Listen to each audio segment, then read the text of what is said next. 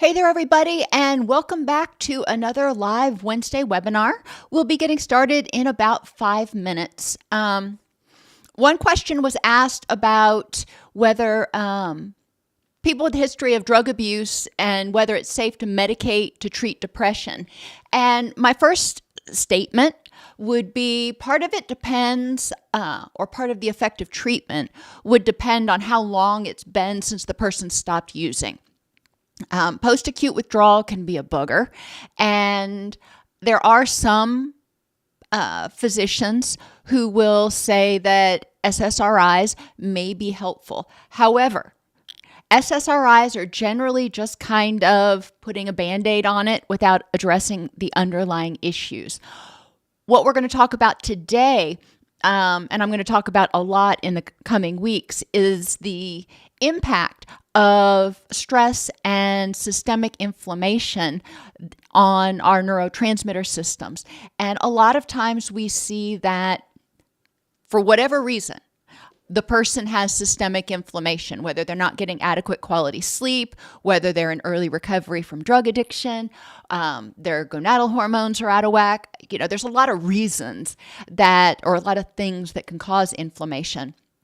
But figuring out what is it that might be causing the depression is important. One of the first things I would do is encourage you to get a blood workup from your doctor, assessing your gonadal hormones, your thyroid hormone, as well as your nutrient levels, including your iron, your B12, and your vitamin D levels.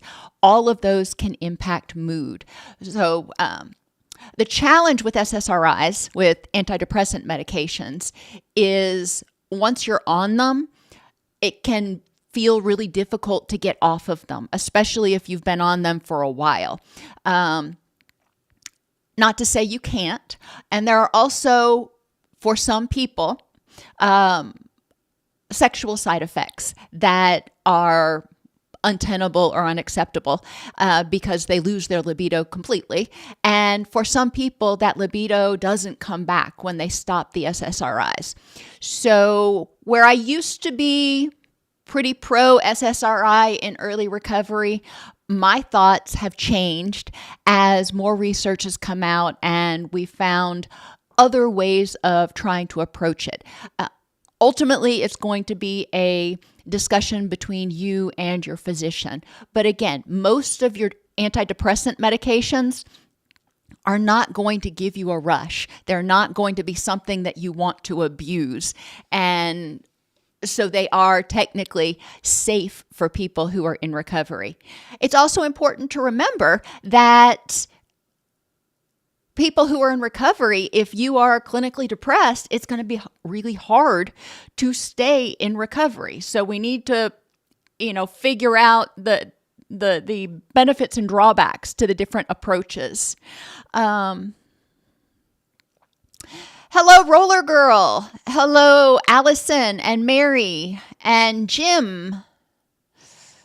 Hello, Adriana, Alana, Lisa. I'm glad it's sunny in Florida. It has been dismally dreary here in Tennessee for the past 3 days, but my plants are getting a good watering, so I'm not going to complain.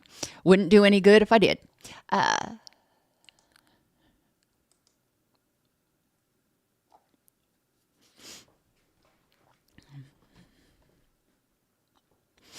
And if there are other interventions you've heard about for depression that are emerging interventions, they may not have shown up in my PubMed research. It doesn't mean that they don't exist. There is an emerging field of using peptides to treat depression and anxiety and a variety of other things. But that actually didn't come up in my research, and that's something I'll be doing a video on in short order. Hello, Enola. Well, 6 inches of snow. I don't envy you. I don't envy you, but all righty, everybody.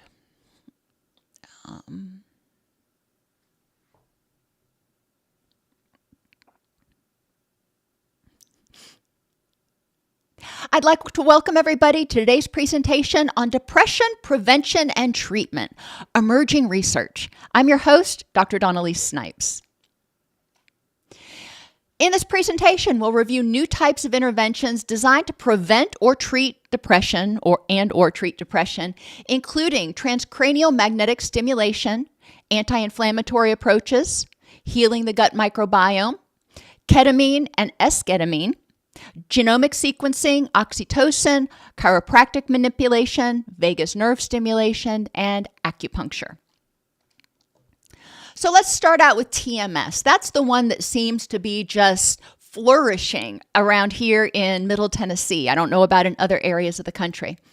TMS is a non-invasive neuromodulation technique that uses magnetic fields to stimulate nerve cells in the brain, targeting areas involved in mood regulation. TMS devices use an electromagnetic coil placed against the scalp, which generates a magnetic field that penetrates the skull without causing discomfort or damage.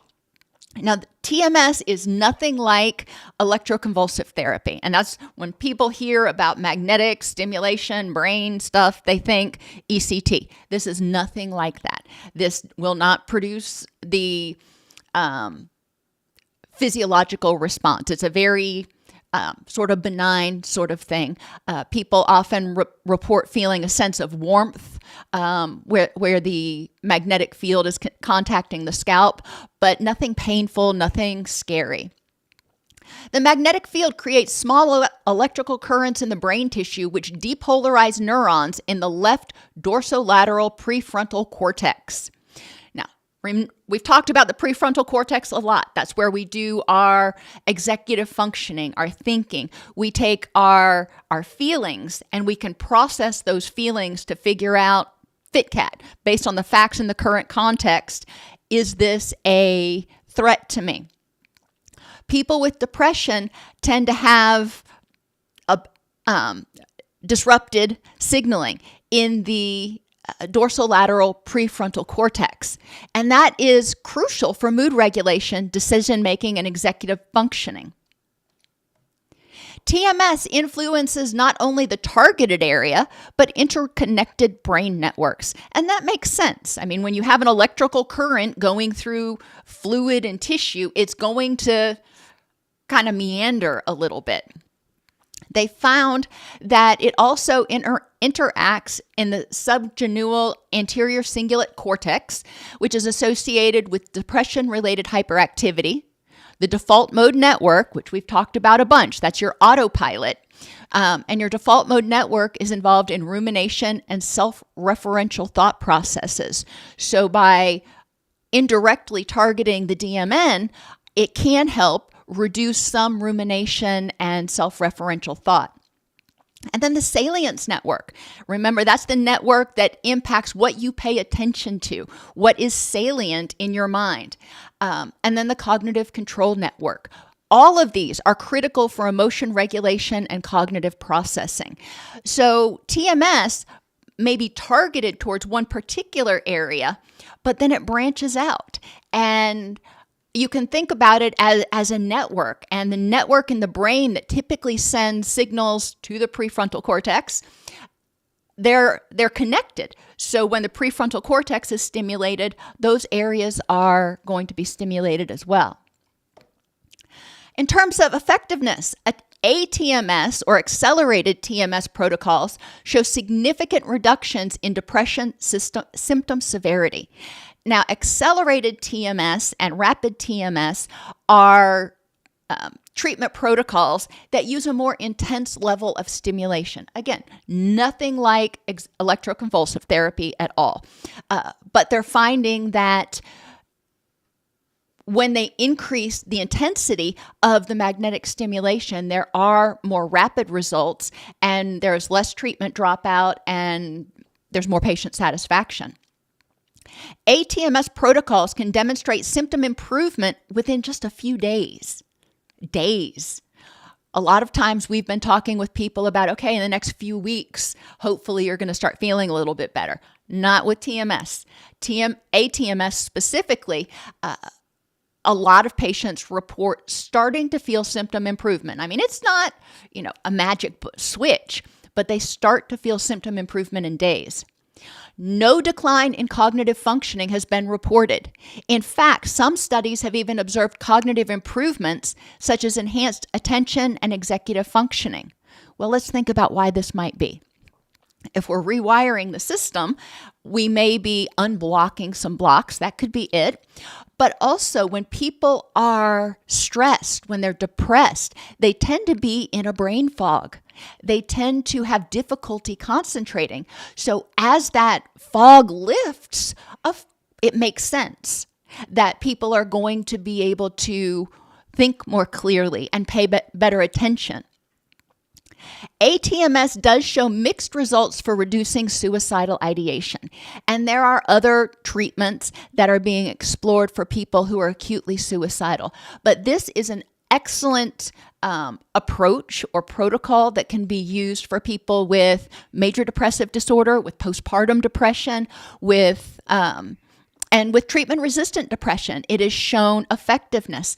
And I don't like the term treatment-resistant depression, I'll tell you, because that implies that the depression can't be healed. And what it should say is the standard treatment ain't working, because what is causing that person's depression has nothing to do with how quickly the serotonin is reuptaken from the synaptic space. There's something else that is causing those depressive symptoms. And a lot of times it comes back to a systemic inflammation that is throwing all of the HP axes, the HPA axis, the hypothalamic pituitary adrenal, hypothalamic pituitary thyroid, and hypothalamic pituitary gonadal axis out of whack. And that can even include menopause and andropause. When the gonadal hormones start to go down, it alters the levels of neurotransmitters in the brain. And so there can lead to some systemic inflammation. So it's important to consider, instead of calling it treatment-resistant depression, we need to think, well, our standard approach, which only works for about 50% of people anyway, isn't working. We must be missing something. What is causing this particular person's symptoms? Neuroimaging insights. Functional MRI and PET studies suggest that changes in the brain correlate with treatment response, indicating potential biomarkers for ATMS efficacy. So not only are we relying on patient report, which can be affected by the placebo effect, they expect it to help them, so they're feeling better, but they can actually go into brain imaging studies and they can see changes in the way the brain lights up to different stimuli as a result of ATMS. TMS is effective for treatment-resistant depression. It's also effective for treatment-resistant geriatric depression, GD, with a clinical response rates ranging from 6.7% to 54.3%. And again, you're like, wow, that's a big range. Well, let's think about that. Again, if the problem is the communication between the neurons in the brain, then TMS could be very effective. If the problem is something else, maybe the person doesn't have any testosterone production anymore, which is throwing the system out of whack. Well, no amount of brain stimulation is going to impact that. We're going to have to balance those hormones somehow. Another thing that impacted the variability in outcomes was differences in the TMS protocols, patient characteristics, and dosing strategies. When people get older, they may require higher stimulation intensities due to age-related brain atrophy. As we get older and as we're stressed, we start having our brain shrink a little bit, which is one of the reasons we talk a lot about the importance of cognitive stimulation therapy, of staying active in older age, because the more we stay active, the more we've got neurogenesis, the more we prevent the brain from shrinking as quickly, and we can even build up some reserves. So we've got, a few extra neurons that we can afford to give up if we have to at some point. when we have age-related brain atrophy, the scalp to cortex distance is reduced. So your skull doesn't change at all.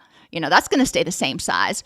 But your brain, as it shrinks, is further away from the skull. So it requires increasing the intensity of the TMS in order to get that signal all the way and effectively to the part of the brain that you want it to get to. Many studies, apparently, underdose TMS compared to FDA-approved protocols for younger adults.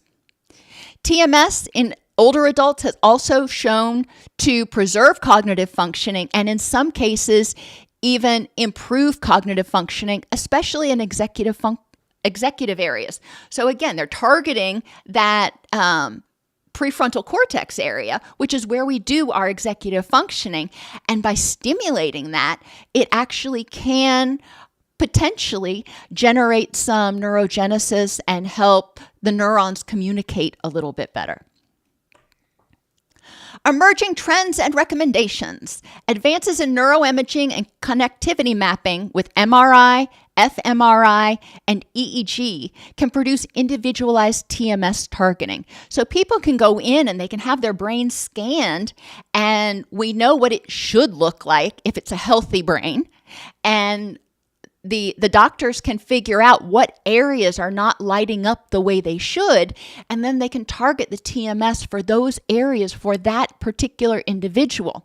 And that is super helpful, not only for people who have a history of trauma and other things, but it's also super helpful for people who've had a traumatic brain injury, because the problems or the disrupted areas in their brain may be very different as a result of that TBI, as well as their body's adaptation and recovery from that TBI. Accelerated TMS protocols are gaining popularity due to their rapid effects and potential for reducing lengthy treatment schedules.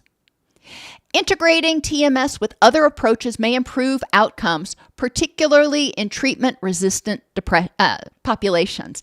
So again, we're going to keep hearing this treatment-resistant thing come up because people who respond to SSRIs, we've done that research. These new approaches are pretty much only being used when the first line fails.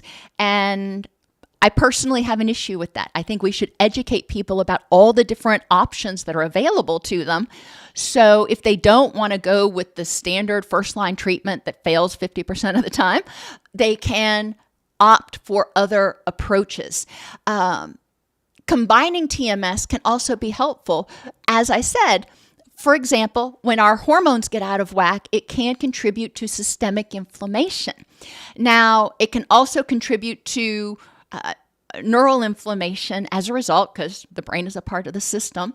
And TMS can help improve the basically electrical functioning and signaling in the brain, but we still have to address that systemic inflammation. People who've undergone trauma, who are struggling with CPTSD or PTSD, are going to have systemic inflammation almost inevitably until that's resolved, until they feel safe and empowered. And as a result, again, we can help the brain communicate, but we've also got to address the underlying issues. What's causing that brain to have trouble communicating? Larger, well-controlled trials are needed to standardize TMS protocols, optimize dosing, and identify predictors of treatment responses, especially in older adults. This is still a new field, so people are still sort of experimenting, learning. There are a lot of clinics that are available that do provide this service now. Not all insurance covers it, which can be a bummer for a lot of people. So let's look at another approach. And based on how many times I said inflammation in the last segment, I'm sure it doesn't surprise you that I'm going to say the anti-inflammatory approach is actually gaining a lot of traction, because we know that when we have inflammation in the body, it correlates very, very strongly with mood disorders. Causes of brain inflammation include immune system dysregulation and plays a central role in the development of depression. Overproduction of pro-inflammatory cytokines, your inflammatory markers, contribute to this neuroinflammation. Remember, when we're stressed for a long time, cortisol, that hormone that is supposed to suppress inflammation, loses its effectiveness. And when it loses its effectiveness, then those inflammatory cytokines can kind of run wild because it doesn't have the ability to control them anymore. Chronic psychological or physiological stress leads to HPA axis hyperactivity, overactivity of that stress response, increasing cortisol, which paradoxically may induce glucocorticoid resistance over time, promoting inflammation, which is a really fancy way of saying what I just said. Over time, cortisol loses its ability to suppress inflammation if it's constantly coursing through your system. And so then we have inflammation increase in the system. All right, well, that's not good. Our body registers that as not good, so it turns up the stress response even more and dumps even more cortisol. So it starts sort of spinning out of control. So one of the things we need to focus on is reducing that inflammation and reducing the stress that's causing that inflammation so the receptors can get a break, basically, and become more receptive. Systemic infections can trigger peripheral immune responses that affect the brain via cytokine signaling. Remember, those are some of your inflammatory markers, the vagus nerve, or by crossing a compromised blood-brain barrier. So systemic infections, and I think a lot of us can think of a few that have been prevalent recently, can actually contribute to neuroinflammation and systemic inflammation because the immune system's trying to handle it and is not succeeding. It can also cross that, when we get stressed, our blood-brain barrier can become more permeable, so those cytotoxins can get into the brain. Trauma during critical developmental periods alters the HPA axis regulation and immune function, increasing lifelong vulnerability to inflammation and depression.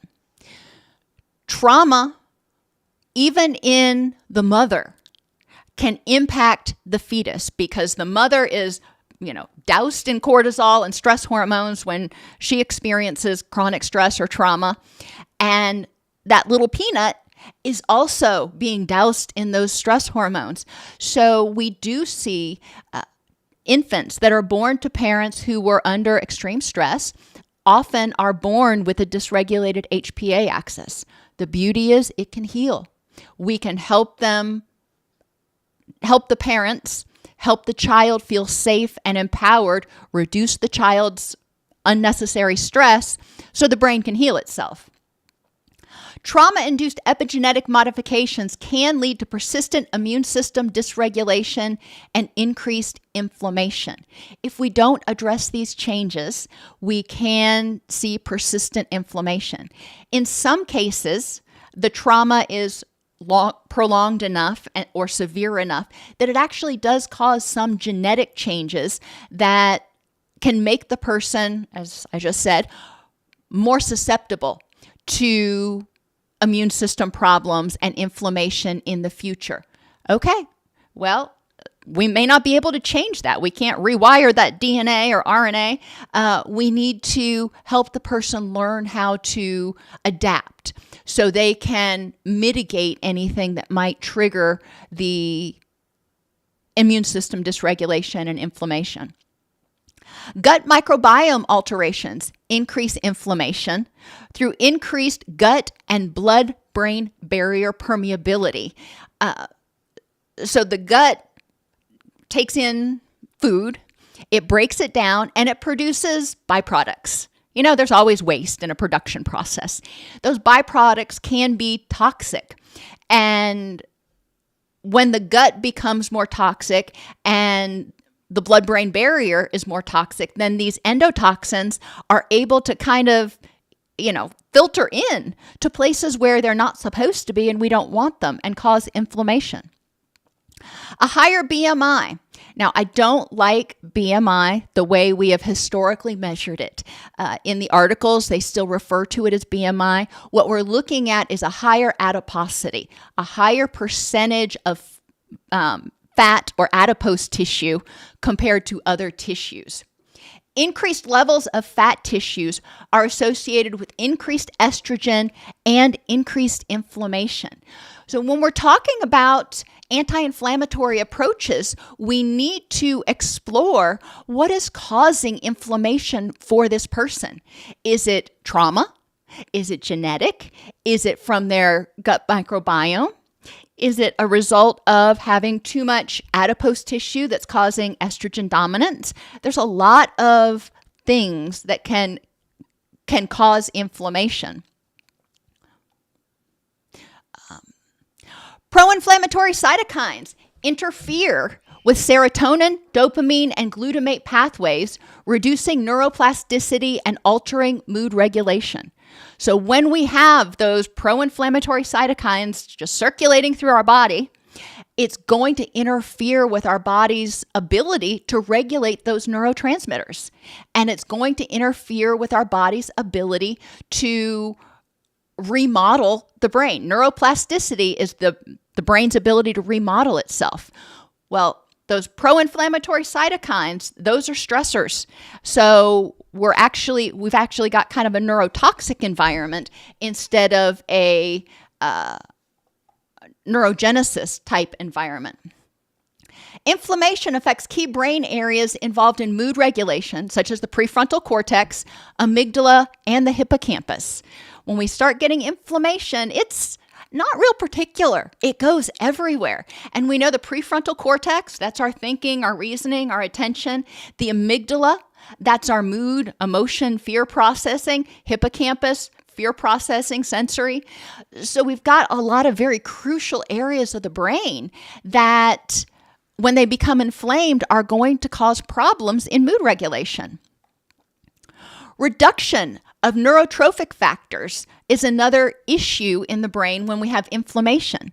Inflammatory cytokines reduce the level of brain-derived neurotrophic factors, crucial for neuronal survival and plasticity. We need to have those buffers in there to protect our brain against excitotoxic environments. And when we've got inflammation, the buffer can't keep up, so it becomes neurotoxic.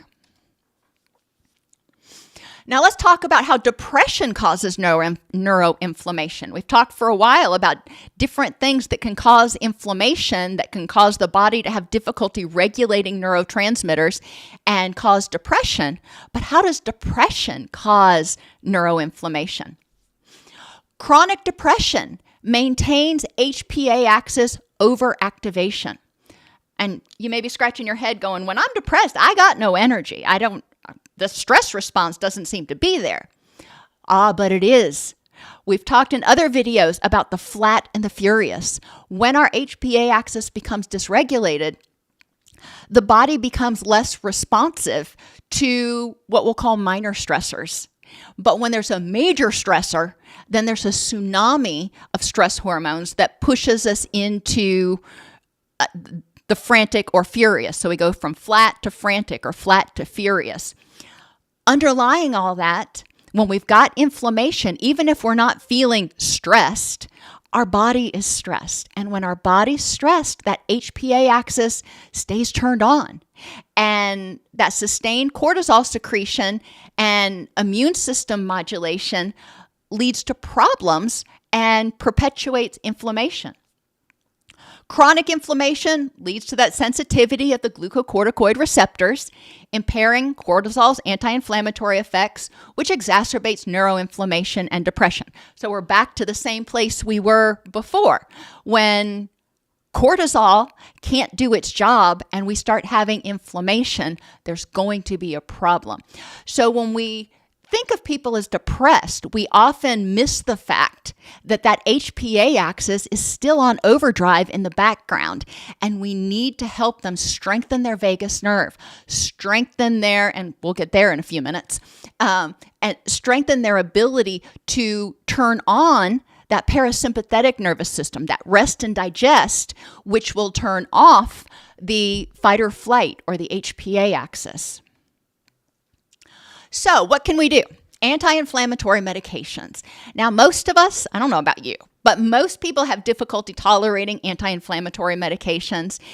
Yes, it's systemic. Yes, it can help a little bit for some people, but it really doesn't do a bunch. Some physicians will use it as an adjunct, especially initially, to help the person feel a little bit better, feel less achy, feel less, heavy, if you will. But that's not a long-term solution. All you're doing is basically trying to do cortisol's job for it and suppress the inflammation. But that cortisol is still running wild. We need to figure out why that HPA axis is dysregulated and help it heal. Moderate aerobic exercise. And I know people hate to hear this, especially when they're depressed. They're like, you're kidding me, right? You expect me to go to the gym?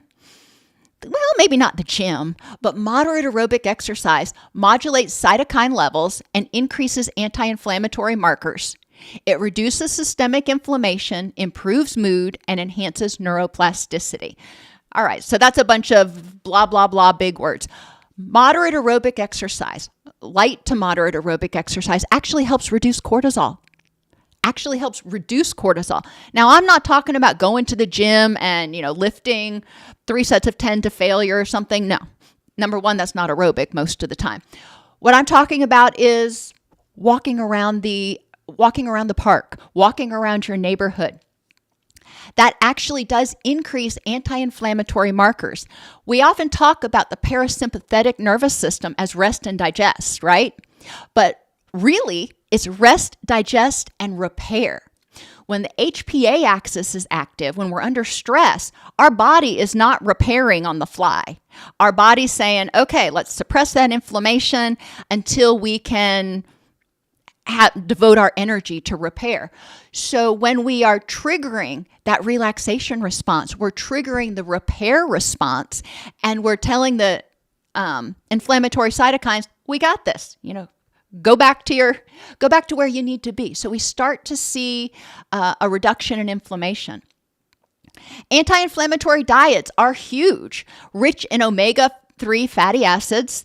Fruits, vegetables, and whole grains have been linked to reduced depressive symptoms. Mediterranean-style diets, what they're talking about, lots of olive oil, lots of walnuts, for example, and lots of colors. The darker, the richer, and the more numerous the colors that you're eating, the more antioxidants and anti-inflammatory chemicals you're getting into your body. Probiotics and gut microbiome repair with probiotics or prebiotics may also help reduce systemic inflammation and improve depressive symptoms by modulating the gut-brain axis. A lot of our neurotransmitters are made in our gut. Up to 90% of your serotonin is made in your gut. And if your gut microbiome, if the workers in your gut are not healthy, you may not have you don't have the right workers to make serotonin, then you're going to have a problem. So by healing the gut microbiome and healing the positive or the beneficial microbes in your gut, it allows your gut to take in the food that needs to be broken down, break it down effectively, and send it to where it needs to be. Stress reduction in each piece of life. And the book that I wrote and I distributed the other day, well, not the other day, it's been a few weeks, on healing your nervous system, has a lot of suggestions for stress reductions in each piece of life.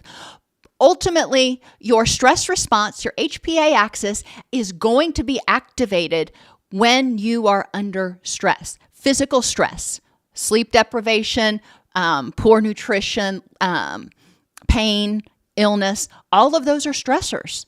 And when those are going on, you're going to have increased HPA axis activation. Interpersonal stress, emotional stress, mental stress. We talked a couple months ago about how people with hearing loss actually have more inflammation as a result of excess HPA axis activity because they're straining to hear. They have such a high cognitive effort to try to hear and understand what's being said that it actually contributes to increased HPA axis activation, inflammation, and neurodegeneration. So physical, interpersonal, emotional, cognitive, and we can't forget environmental stress. Those are your toxins, as well as your sensory environment. If it's too hot, it's stressful. If it's too cold, it's stressful. We want Goldilocks. If it's too bright or not bright enough, we're looking for Goldilocks, but everybody's just right is not the same. My husband and I are very different as far as temperature is concerned. I'm about 15 degrees. I want it about 15 degrees cooler than he actually likes it at any given time. So we've had to compromise over the years. But knowing what works for you and reduces stress is important. I remember when my son was little, he used to overheat really easily and he would get so angry. I mean, when he was an infant. And the first thing we would do is pull off his little socks and try to help him get cool. And as soon as he'd cool down, he would calm down. And so you could see that HPA axis just, right in front of your eyes. Transcranial magnetic stimulation, like we talked about earlier, also reduces neuroinflammation by modulating brain excitability and altering cytokine production. A lot of these, you're hearing me talk about things that overlap. Why do they overlap? Because they're trying to basically accomplish the same thing. They're trying to reset the nervous system. But we need to figure out what's causing the inflammation and what's going to work for this person to help reduce that inflammation. Vagus nerve stimulation is another approach to reducing inflammation because as the vagus nerve activates, as that parasympathetic nervous system, rest, digest, and repair activates, we start seeing cortisol go down and the nervous system start to heal and become more responsive to cortisol again, if you will. We want cortisol to be able to suppress inflammation, but first we've got to get rid of our tolerance to it. We've got to get rid of our tolerance to it. And we've talked in other videos, and I've made the analogy before about alcohol. And alcohol, the first couple times you drink it, you may be able to get buzzed off 1 or 2 drinks. If you're drinking regularly, over time, your body becomes tolerant to it. Your body becomes resistant to it. Your body doesn't even pay attention to the stimulation from the first couple of drinks. It's not until your blood alcohol level gets up to 0.12, 0.15 that you start feeling buzzed. The same sort of thing is true with insulin. It's true with cortisol. It's true with all of the chemicals in our body.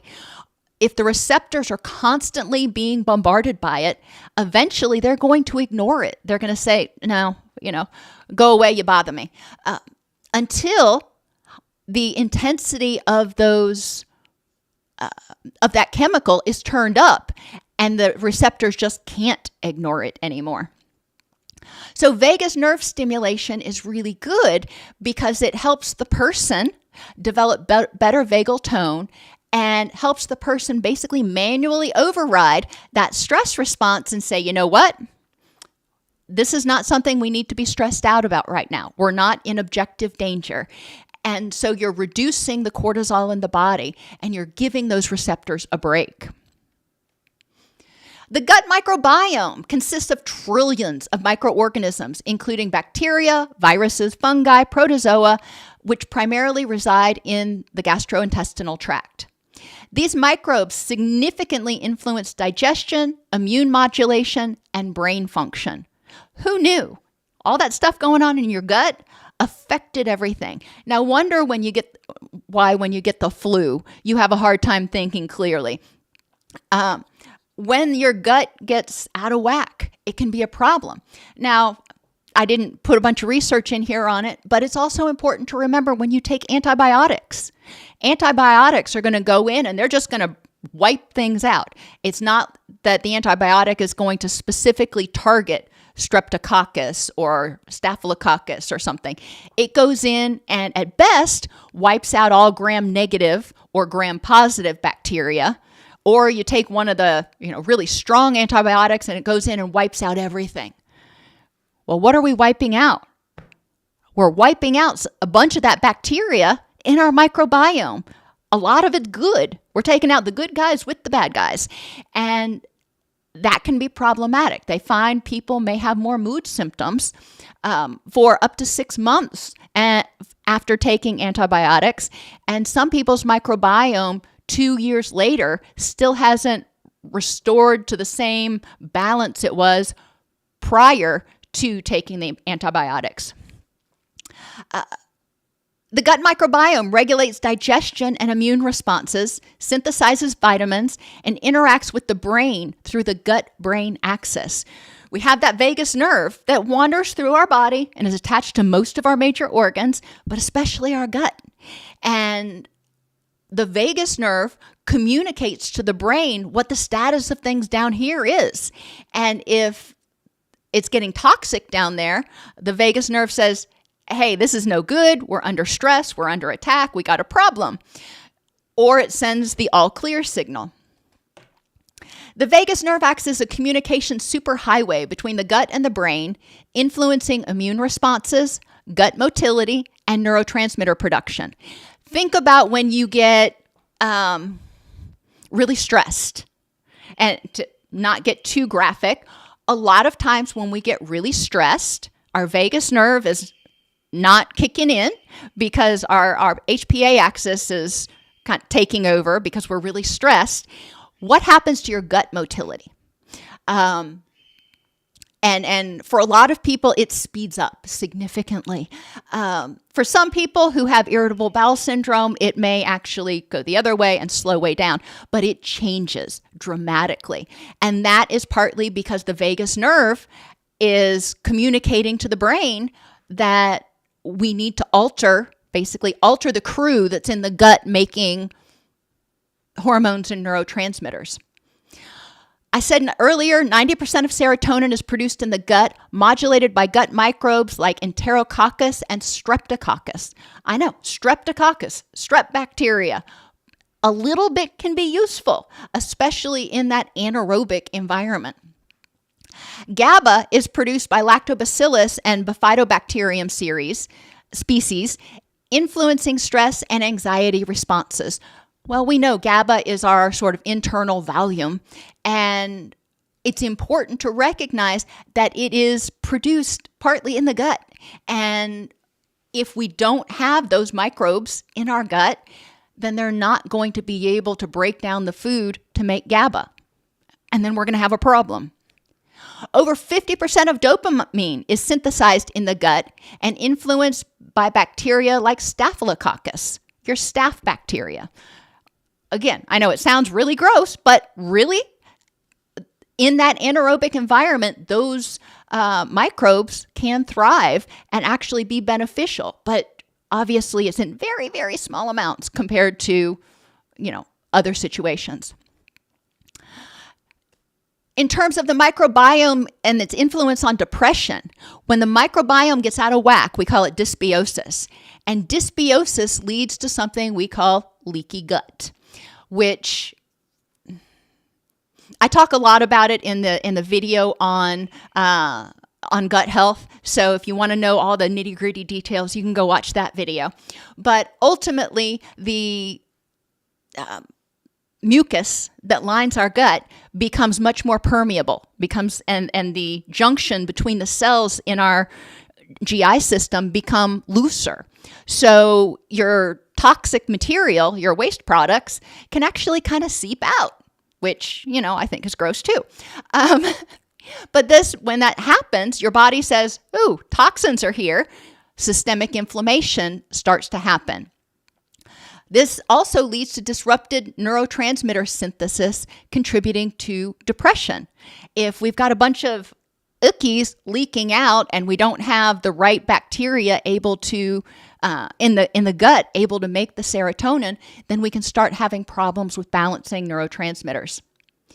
In terms of depression and the microbiome, chronic stress alters gut composition, reduces microbial diversity, and increases pro-inflammatory cytokines.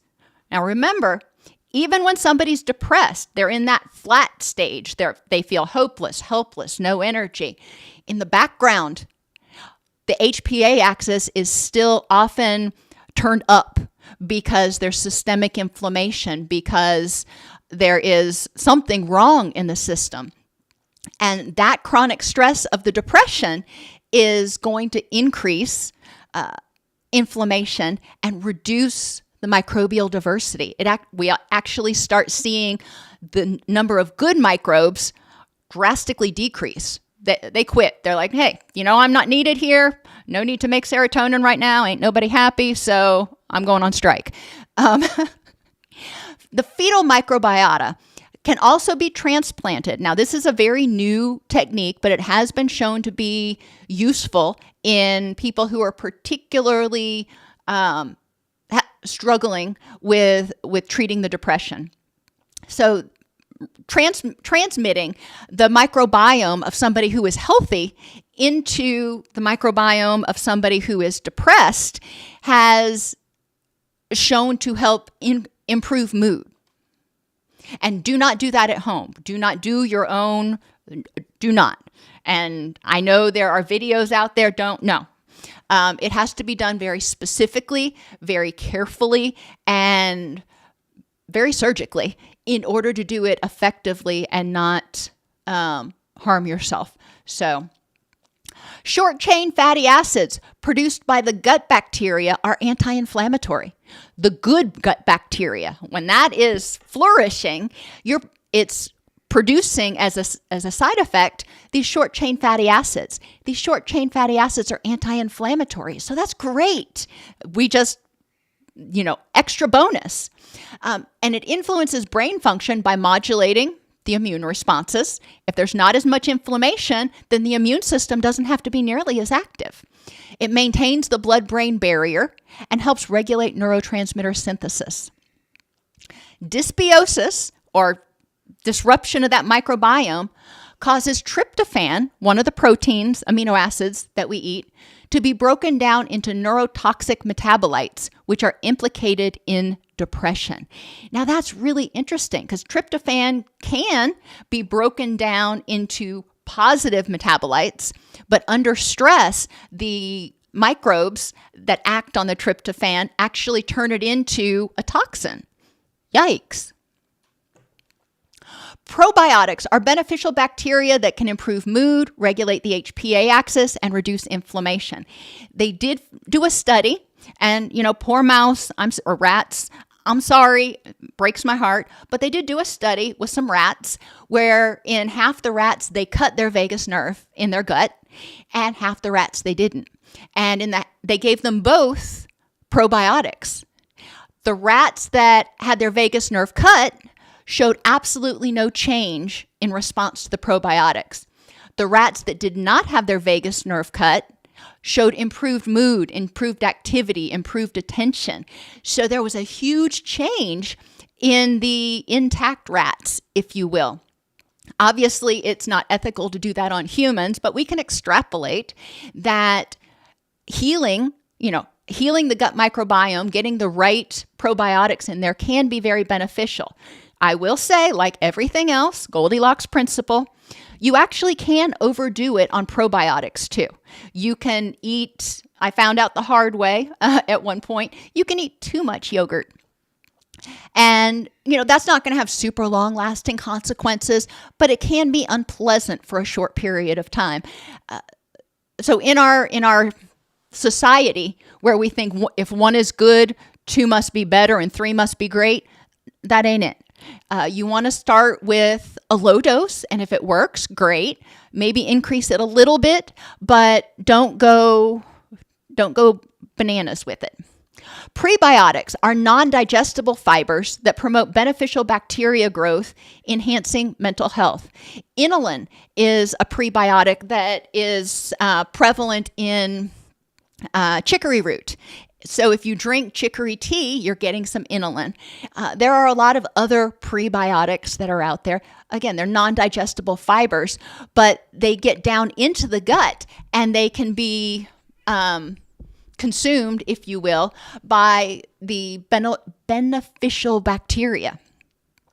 Diets rich in fiber from prebiotics and whole grains and those things, polyphenols, those are the basically colorful foods, and fermented foods support microbial diversity and reduce inflammation. When we're talking about fermented foods, we're talking about everything from sauerkraut to kefir. Whatever it is that you like, fermented foods, if you can incorporate it in your diet, can really help the microbiome. As I mentioned earlier, fecal microbiota transplantation can, in extreme circumstances, restore a healthy microbiome and improve mood disorders. And vagus nerve stimulation. Now, we've talked a lot in other classes, as well as this one, about vagus nerve strengthening. But vagus nerve stimulation is actually also can be done, and we're going to talk about it in a few minutes, through implantation of a device, kind of like a pacemaker, that regularly stimulates the vagus nerve. They've done studies with that and found it to be super helpful. We'll get to that. Phytopharmacotherapy for depression, basically using herbal remedies and plant-derived compounds to manage depression. These phytochemicals modulate neurotransmitter pathways, reduce oxidative stress and inflammation, and address both neurochemical and inflammatory contributors to depression. If you are taking an over-the-counter supplement, recognize that it is not, quote, harmless. If you're taking an SSRI, recognize that it can and probably will interact with these things. So you need to be very, very careful not to trigger serotonin syndrome. Saffron modulates serotonin, dopamine, and norepinephrine reuptake. It has anti-inflammatory actions and antioxidant properties. Lemon balm enhances GABA receptor activity, reduces anxiety, and promotes relaxation. Lavender modulates the serotonin system and enhances parasympathetic, or your rest and digest, activity, and reduces cortisol levels. Well, if you're enhancing parasympathetic, you're going to reduce cortisol. Ginkgo biloba improves mood through antioxidant effects, enhancement of blood flow to the brain, and modulation of the HPA axis. It also influences monoamine neurotransmission. Monoamines are your neurotransmitters. So it improves communication and transmission of signals from as a result of your neurotransmitters, helps with inflammation, helps with blood flow. All of these things have very similar characteristics. Panax ginseng regulates HPA axis activity, reduces inflammation, promotes neurogenesis, the creation of new brain cells, and modulates dopamine, serotonin, and norepinephrine systems. Now, how much you take, how often you take it, whether it's even safe to take, that's something you need to talk about with your doctor. Ketamine and esketamine are two more things that are coming on the market or have been on the market in terms of ketamine for quite a while right now. Ketamine was originally developed as an anesthetic, and oftentimes it was used in veterinary medicine. It produced rapid antidepressant effects, and they found that it could be administered through an IV to address acute depressive and acute suicidal ideation in people. Well, that's great, but it's not a resolution. It is an acute thing, sort of like you use Narcan for somebody who's OD'd on opioids. This using ketamine to address suicidal ideation, it's a very, very short-term intervention. I won't even say fix. Esketamine is more potent with fewer dissociative effects and administered as a nasal spray. It is actually approved for use with treatment-resistant depression. So esketamine is out there, but it's very regulated. You have to get it by prescription, and there are only a few places that actually are able to dispense it. Both drugs show significant improvement in depressive symptoms within hours to days, unlike traditional antidepressants, which take weeks. One thing you need to be aware of with ketamine, though, is a lot of people who are going to these clinics where they can get ketamine to feel better, ketamine for depression. If it's not very, very tightly controlled and regulated and ethically prescribed, people can become dependent on the ketamine. I've had a couple of patients come to me who had been taking ketamine regularly for months, and they're like, I can't function if I'm not getting my ketamine dose. And I'm like, well, that's a problem here. So we do need to be careful with that. Esketamine doesn't have nearly the same dissociative effects and problematic effects, which I think is why that one has become available for and approved for treatment-resistant depression. Another issue that both contributes to depression as well as systemic inflammation is the disruption of sleep and circadian rhythms. I know, right? It's amazing that sleep and your sleep and circadian rhythms can actually cause depression. The circadian rhythm, or the circadian system, The circadian system coordinates sleep-wake cycles, hormone releases, and mood regulation. So when your circadian rhythms get out of whack, all of those things are going to get out of whack. Disruptions in circadian rhythms, often due to irregular light exposure, shift work, or sleep disorders, can lead to desynchronization between your internal clock and the external environment. Light, temperature, and activity all work together to help set your circadian rhythm and provide clues to your body about when cortisol is supposed to be high and when it's supposed to be low. Sleep disturbances can worsen emotional dysregulation and cognitive impairments, increasing vulnerability to chronic stress, which will further impair sleep and circadian rhythms, inflammation, and depression. So I've said it before, I'll say it again. If your patients are willing to do only one thing, focus on sleep and circadian rhythms at first, because a lot of people find huge amounts of relief when all of their hormones and neurotransmitters and signaling actually gets into a rhythm. Chronic sleep deprivation activates the HPA axis, leading to elevated cortisol. Dysregulation of the cortisol leads to glucocorticoid resistance, which increases inflammation, disrupts feedback mechanisms that regulate the stress response. So we've heard this 3 times already in this presentation.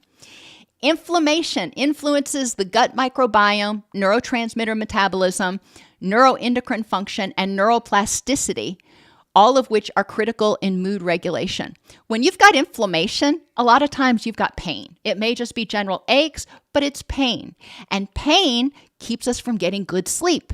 And when we don't get good sleep, it throws the circadian rhythms out of whack, which triggers a stress response and increased cortisol. And so it's a cascade effect, which is why I harp on the fact that we look at a symptom, but we don't want to just put a Band-Aid on the symptom. We want to say, what is causing this symptom? What is causing this sleep disruption?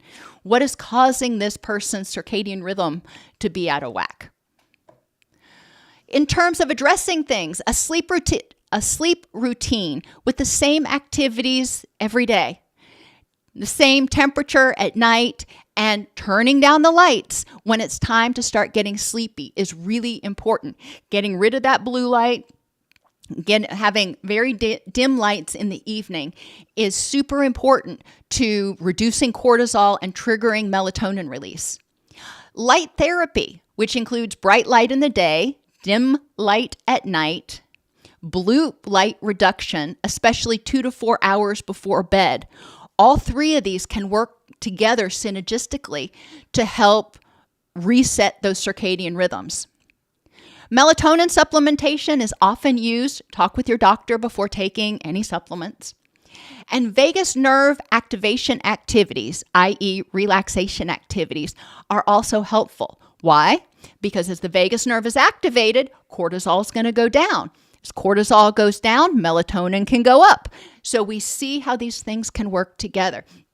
Not everybody likes yoga or stretching or whatever. Whatever works for them to start slowing their breathing and triggering that vagus nerve can be really helpful. Progressive muscular relaxation for people who don't have trauma histories can be really helpful at triggering that vagus nerve and helping people get to sleep. Genomic sequencing looks at DNA to find genes that affect how your body processes antidepressants and responds to them. It identifies gene variations that influence how well you produce, transport, or respond to mood-related chemicals. The information on this is really promising. A lot of people are finding that they get this test done and it comes back and it says, well, Zoloft isn't going to work for you. And they're like, yeah, it didn't. I was on it and it was awful. This though over here may work better. And everybody I've talked to who's had it done, literally everybody, has said that it really helped them find an antidepressant that was more effective. It may not have done everything, but it was much more effective. So they didn't have to try 4, 5, 6 different antidepressants. Oxytocin helps regulate emotions and stress hormone levels like cortisol. Oxytocin goes up, cortisol goes down. This can help reduce feelings of anxiety and emotional distress. Also, as cortisol goes up, serotonin and GABA go down. So as oxytocin goes up, serotonin and GABA also tend to go up. Oxytocin strengthens the connection between the amygdala, our fear processing area, and the prefrontal cortex, leading to better mood stability and less emotional reactivity. So they're talking more, and the amygdala sends a signal to the prefrontal cortex. The prefrontal cortex says, nah, this is nothing to worry about. And it's all good, instead of getting stuck in that auto loop where the person feels anxious and starts to panic.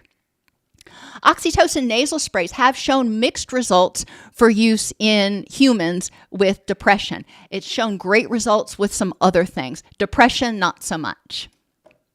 Chiropractics is also a new field that we're looking at that can help restore proper alignment and movement in the spine, reducing tension, which reduces pain and helps us sleep, and improves communication in the nervous system. By improving spinal alignment, chiropractic care may improve the function of the vagus nerve, which is responsible for helping to trigger that relaxation response. Limited evidence exists for the use of chiropractics at this point. Some people love it, some people hate it, but there's not a lot of really good quality evidence. But it is something we're talking about. Vagus nerve stimulation, as I mentioned before, can be done via an implanted device that sends periodic signals to the vagus nerve. The electrical stimulation increases activity in brain areas related to mood regulation, such as the amygdala and prefrontal cortex. It boosts the release of neurotransmitters and reduces inflammation by decreasing the production of inflammatory cytokines and reduces the stress response. So again, the cortisol is not constantly circulating and the body can start to become less resistant to cortisol when it's released. Over time, vagus nerve stimulation helps retrain the brain's neural circuits to respond more positively to stress, improving emotional regulation. Strong evidence exists for using the implanted VNS for treatment-resistant depression. Lots of clinical trials have shown good evidence. Other methods of vagus nerve stimulation can also be used through vagus nerve activation activities like yoga, deep breathing, meditation, biofeedback, and auricular vagus nerve stimulation, where you're stimulating the vagus nerve that comes out through the trigeminal nerve and like right around your ear. Acupuncture stimulates nerves, muscles, and connective tissues that promote natural healing processes. The needle insertion activates the body's pain relief mechanisms, leading to the release of endorphins, which improve mood and reduce the perception of pain. As endorphins go up, dopamine goes up, and we also see serotonin start to go up. So by triggering one, you're increasing some of its buddies. The needle insertion also reduces levels of cortisol. As the endorphins go up, cortisol tends to go down, increases levels of serotonin and dopamine, and reduces inflammation, lowering the levels of pro-inflammatory cytokines. Research has shown that acupuncture can be as effective as some antidepressants for mild to moderate depression, especially when combined with other treatments.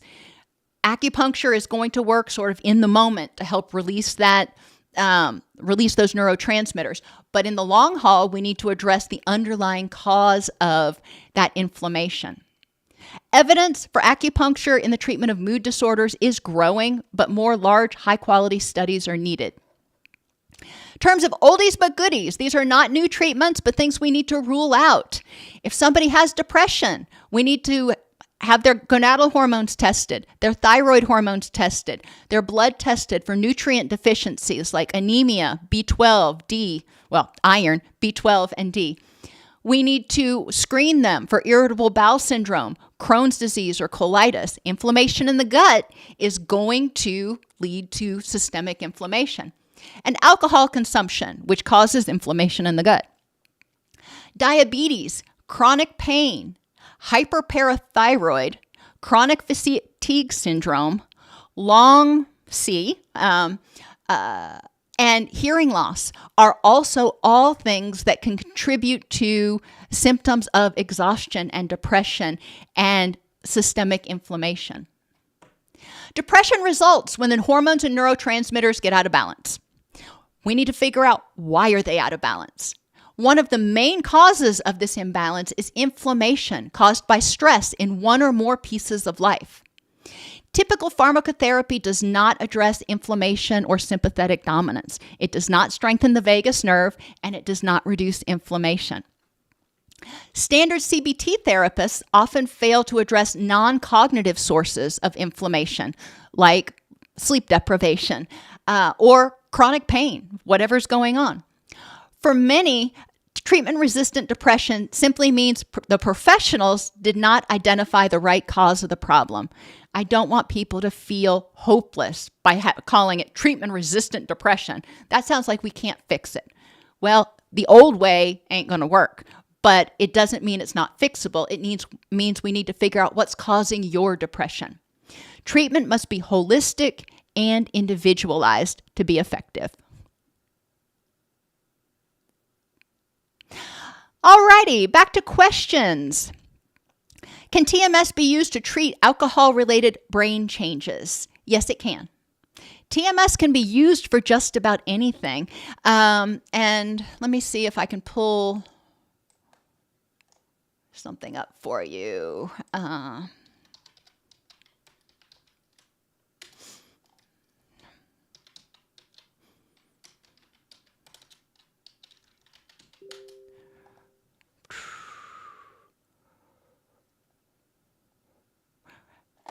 I'll just send you this search that shows some of the ways that TMS is being explored in relation to recovery from substance use. Repetitive deep TMS in alcohol-dependent patients halts the progression of white matter changes in early abstinence. That's super important. That's mind-blowing. So there's a lot of stuff that TMS actually can be really helpful for. Great question.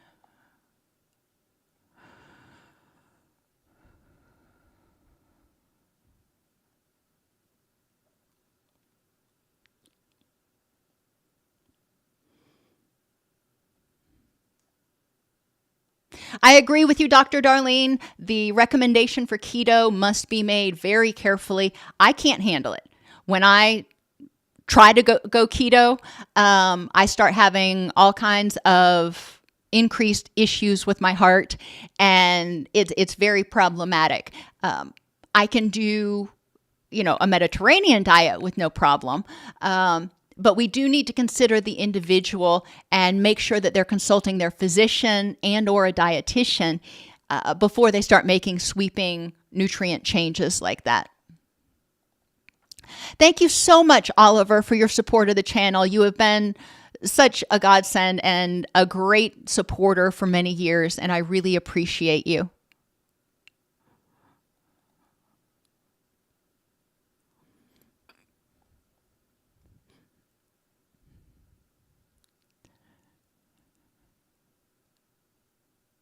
In terms of a protocol for working with clients who are receiving TMS, obviously working in conjunction with the TMS provider, having them monitor their baseline symptoms can be really helpful. But just like any other treatment, helping them identify, if they're using TMS for depression, help them identify their triggers for depression and things that have been different when they weren't depressed, and what they can do in order to start making small changes. I typically will go through the pieces mnemonic with people to try to identify sources of stress in their life, and I'll say, where do you want to start? Any change you make in any of these areas is going to have a positive effect, most likely. So where do you want to start? And if they wonder why, then I explain the whole stress and inflammation connection and everything. But ultimately, a lot of it has to do with the client having faith in the process and being motivated. They're not going to continue to do things that they're not motivated to do, or they, like journaling for me. I'm not a journaler. So I was never effective at being compliant with regular journaling. But exercise, yeah, I'll do that. Not a problem. So finding things that people are willing to stick with, especially in those early days of treatment when their depression is just oppressive, can be huge, because as they start to feel improvements, they're going to have more energy. They're going to have more motivation. And I typically, with depressive patients, unless they really want to go there, I typically want them to get a little more energy and start feeling better before we dive into intense trauma processing, that kind of stuff, because that's exhausting and that will trigger stress reactions. So I want them to try to heal their nervous system a little bit and feel somewhat recuperated before we start trying to run that marathon.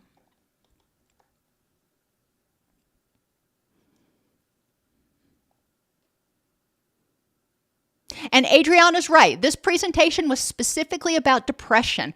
Bipolar is a whole different presentation. And bipolar depression is by no means the same as unipolar depression. And I agree with you, Enola. Exercise comes in many different forms. I will go out and garden. And you'd be surprised at how high you can get your heart rate up hoeing a garden. Playing with your dog, playing with your kids, cleaning the house, mopping. Actually, I can work up a sweat when I'm mopping. Whatever it takes, especially if you put on your headphones and you're rocking out while you're cleaning the house, you can usually, hit that level of moderate activity. So that's a great point, that we need to find something that the individual is willing to do and even maybe looking forward to doing.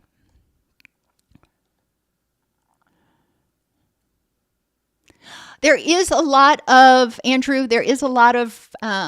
research coming out about different alternative drugs that can be used to treat depression, from mushrooms to LSD, and a lot of other different chemicals. So there is a lot of research being done, but there really isn't a lot out there that I would consider a best practice, especially not one that's really accepted widely in the U.S. at this point. I hope that some of that is going to change rapidly, but we shall see.